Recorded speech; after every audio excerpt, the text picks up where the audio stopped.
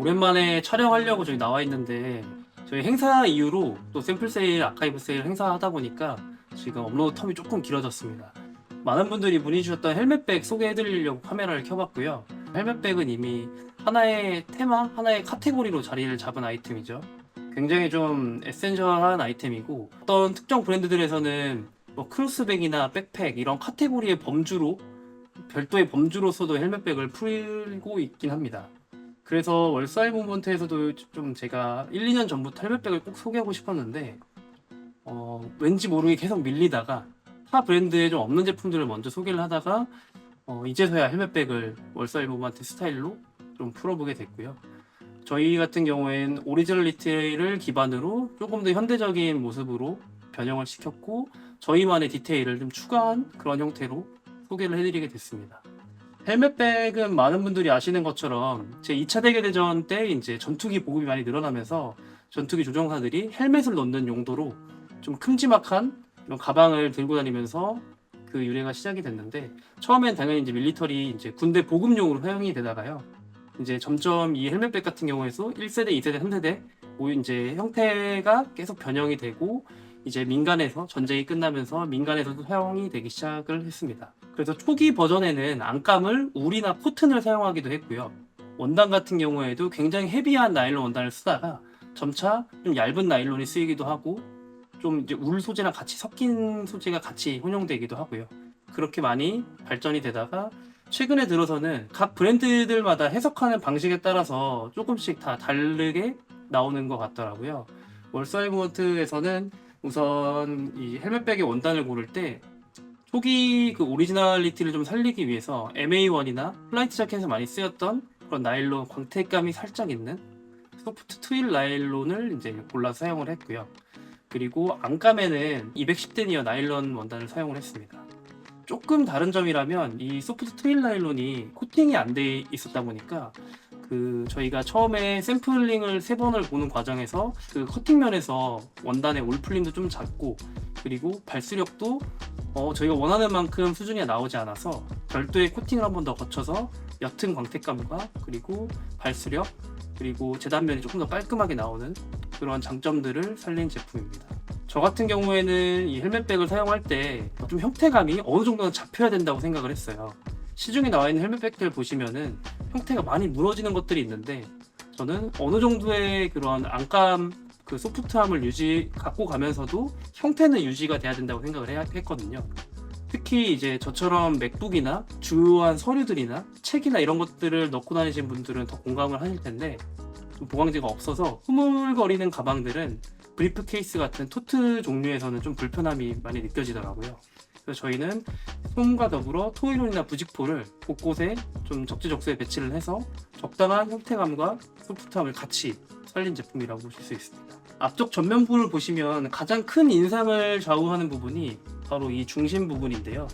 오리지널이나 시중에서 판매되고 있는 많은 헬멧백들 보시면 이 부분에 개고리를 건다거나 아니면 디깅이 걸려 있다거나 다양한 디테일 변화를 가져가는 모습을 볼 수가 있는데 올사이 모먼트에서는 더블 메탈 콤보 후크라는 부자재를 여기서 사용을 했습니다. 이 부자재를 사용한 이유는 만약에 내부에 짐이 많이 들어갔을 때 지퍼가 안 당길 때는 이 더블 콤보 후크만 체결해서 내부의 내용물들이 이탈되는 것을 방지하는 역할을 하고요. 그리고 전면부를 보시면 플리츠가 굉장히 좀 풍성하게 잡혀 있는 것을 볼 수 있는데 저희가 1, 2차 샘플 때와 다르게 이 중심 부분과 상단으로 올라갈 때 플리츠 분량을 조금 수정을 해서 더 풍성하게 잡히도록 수정을 했습니다. 그리고 물건 넣었을 때도 형태가 굉장히 더 이쁘게 떨어지는 모습을 보실 수가 있습니다. 내부를 보시면 YKK 홍모강 펌엑스 스냅과 슬림 벨크로를 사용을 했는데 이 슬림 벨크로는 많이 얘기하시는 고급 벨크로라고도 하는데요. 그 일반 벨크로랑 다르게 좀 거친 면이 굉장히 좀 소프트하게 나와서 사용감이 굉장히 편하고요. 그리고 물건을 넣으신 이후에 벨크로와 스냅으로 이중 결착이 되기 때문에 물건을 좀 더 안전하게 수납하실 수가 있습니다. 그리고 이 메인 스트랩도 한번 말씀을 드리고 싶은데 몸판에 사용한 원단과 일체형의 그 느낌을 주고 그리고 이 솜이 같이 들어가 있는 좀 푹신한 질감을 위해서 저희는 재원단으로 사용을 했고요. 모든 파츠들은 흑모강 니켈 터치를 사용해서 조금 더 고급스럽고 일체감이 있게 연출을 한 모습입니다. 후면부도 한번 소개를 드리고 싶은데 후면에는 상단에 웹인과 바로 하단에는 지퍼가 있어서 별도의 수납 공간을 사용하실 수가 있고요. 이 웨빙의 역할은 여기도 고급 벨크로 되어 있는데 중앙 부분을 떼어내신 다음에 캐리어 손잡이를 넣을 수 있는 그런 역할을 합니다. 그래서 출장이나 여행 가실 때 이 캐리어랑 같이 사용하실 수도 있고요. 그리고 앞에서 설명드린 이 더블 메탈 폼포크의 파츠를 열었을 때 이거를 평소에 사용하시지 않는다고 하면은 뒷면으로 넘기신 이후에 이쪽에 웨빙을 한 바퀴 감고 나서 이런 식으로 고정하고 다니실 수도 있습니다. 그래서 두 가지 역할을 한다고 보시면 될 것 같고요. 그리고 이 손잡이도 굉장히 좀 중요한 부분인데 저희가 별도의 로프싱이라는 부자재를 사용을 하고 그 로프싱에 있는 부직포를 끝부분만 잘라내서 이 몸판에 컴퓨터 메신과 바텍 처리를 같이 해서 고정을 했습니다.